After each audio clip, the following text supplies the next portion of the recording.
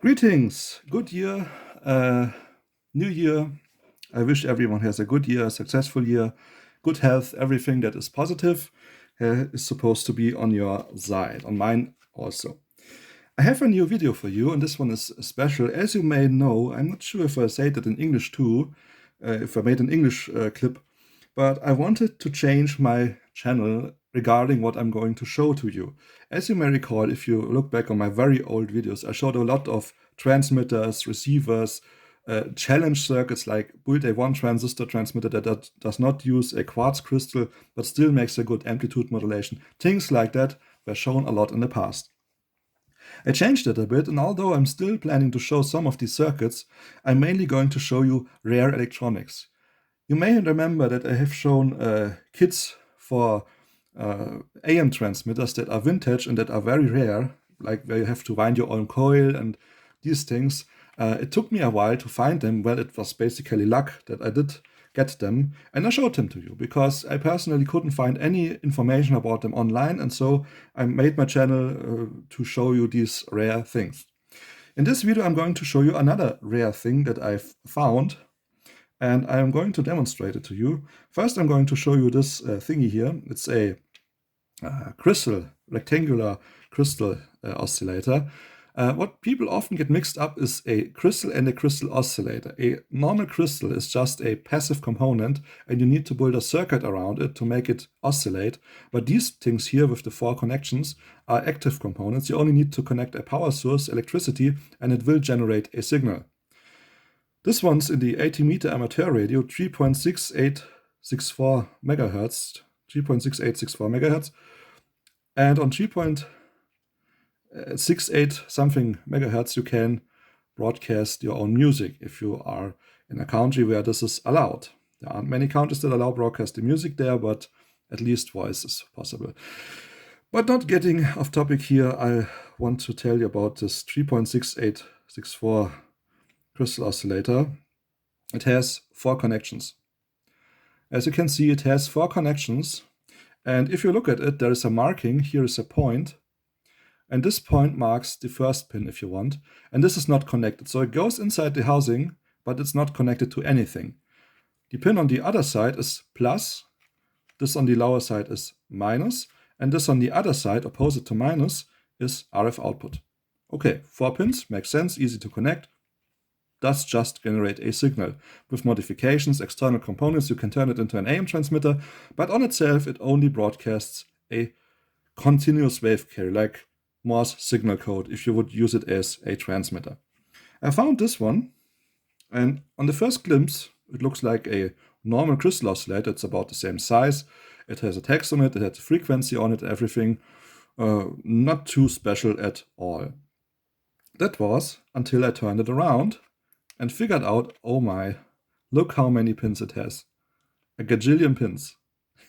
14 to be exact. 14 pins, 4 pins the normal crystal oscillator, 14 pins this special crystal oscillator. And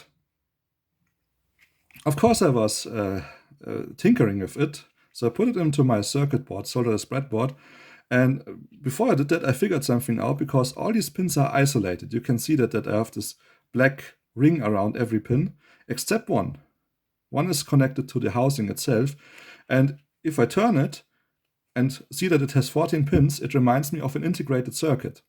And if you are familiar with integrated circuits, most of them have a very simple rule for connecting electricity. Usually this pin here, pin 7 or pin 8, depending on how many pins there are, is ground, whilst the opposite pin, pin 14 or pin 16, is B+.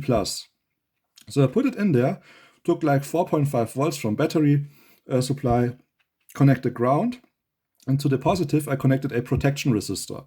The protection resistor's job is that, as I'm not knowing where the connections are, I will just probe every pin to see what happens, and if I would get the wrong pin connected, something could internally burn, pop, whatever you want to call it, burn, pop, go bad, and it wouldn't transmit anymore. But with the protection resistor, even if I connected to the wrong pin, the circuit would still operate, because there's too less current that it would go bad, but instead of going bad, there is enough electricity that it would start oscillating. I placed my receiver close to it, probed the pins, and soon I found where plus is connected or where plus can be connected, because it's a bit different. It's different with this thing. And it worked, and then I also figured out where antenna is connected, which is very simple, because you just take a wire, probe the pins, and the pin that makes a loud scratching noise, and you can see that the signal meter is showing more signal strength. This is obviously the antenna output or the signal output. So as you can imagine, I think they have so many pins there. There must be something with these pins. I don't think that they add 14 pins and only use 3 pins. And so I connected my multimeter to it, 1 pin to ground, and with the other pin I was probing the pins, and I figured out on the higher pins there is a voltage on the pin. So these pins somehow are connected to the internal circuit, and you can do something with them. Yeah? And on the lower pins, I don't recall it exactly, because between making the first experiments with this thing and making this clip is a year or so. I don't recall how long it was, month at least. The lower pins, I think they weren't connected really. Also playing around with it today, because I forgot the actual connection, how to set it up. I think I didn't get anything out of the lower pins except the ground pin.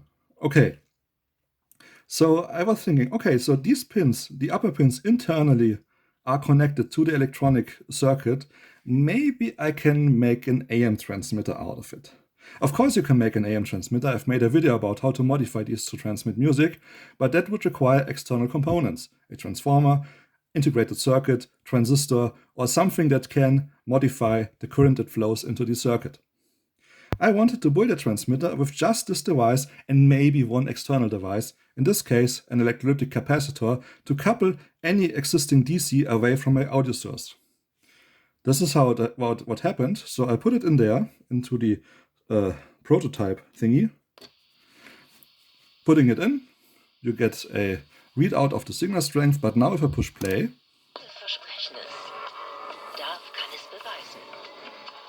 you get an AM transmitter with just one thingy and a capacitor.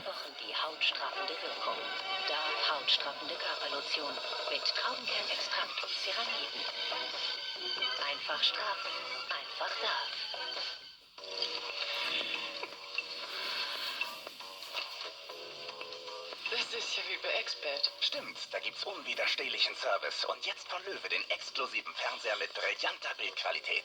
Expert, preiswert und kompetent. So I show you.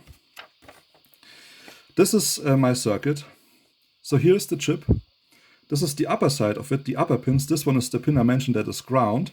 These are the pins that are probably not connected. I'm not sure about them. I haven't any memory thingy if they are connected, but I didn't get any reaction out of them probing them. And here is my circuit. Here's the supply voltage. It looks like a 4 battery holder, but only 2 batteries are in place. The other connections are bridged. So we have 2.4, because these are different batteries. We have around 2.5 to 3 volts DC here. And on the first pin, I connect my audio via a capacitor. I think if you really want to push it, you can even remove the capacitor and just use this device directly, but I have it in place just for coupling away DC and letting AC flow to the IC. These pins are all connected. You can connect a B+ to any of these pins, and here is the antenna pin. And what I figured out is the closer you get to the antenna pin with your supply voltage, if you connect it more here than here, instead of connecting it here and connect it here, it will give you more power on the antenna, but also the audio will be not as loud as it's now. If you go in the other direction, the transmission power will go lower, but therefore the audio gets louder. And this is how I connected it. And this is what I mean with special component, because for me this is a first. In all the many decades I'm doing electronics, I've never ever seen such a thing. I do remember that somewhere in the past I've had a crystal oscillator that had the 4th pin, which is not connected, and somehow connected, and you could put audio into it and it would modulate it, but it's very, very like 20 years ago or very long ago. But seeing one of these with 14 pins and the ability that you can just hook up a cassette player and transmit music with it, or in this case it's commercials, yeah, it's a first to me and probably also to you. I do not know what's the purpose of this thing, like from an industrial point of view. Maybe they use it to get different signal levels for different microprocessors, because usually these are used in microprocessors for making the clock frequency. I'm sure they have a usage for them. Okay, so this is one of three. This is one of three shortwave thingies. I have bought other crystal collections, and when I opened them, I was expecting normal crystal components, but there were also oscillators in it. And what I found is really astonishing in terms of rare and special components. But I don't show the special component now. I keep it for later. So in the future, I will most likely make a video about another one of these. It's not really looking like this. It looks a bit different, which is like, why does anybody build this? What is it needed for? You will see in the future. So far, this is my initial video for these special crystal oscillators. Future videos will come regarding these special components. And they are in a different case, like I said, different circuit and everything. But you will also be amazed about the circuit if you are hobby electronics person as I am. Good. This was the many-pin crystal oscillator. As usual, I hope you enjoyed my video. I wish you a good day, good time. Greetings, good health, and see you in the next video. Best greetings, Stefan.